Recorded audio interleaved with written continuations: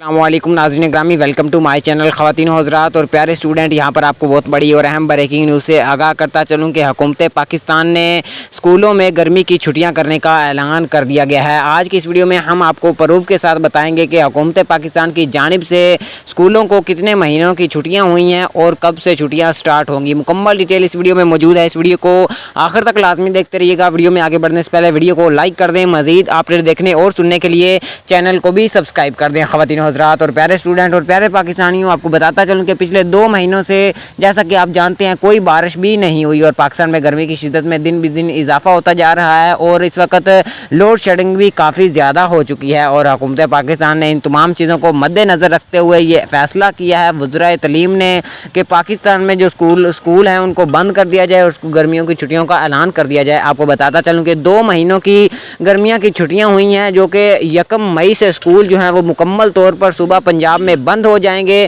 اور 2 مہینوں بعد دوبارہ پاکستان کے اسکول اوپن ہوں گے۔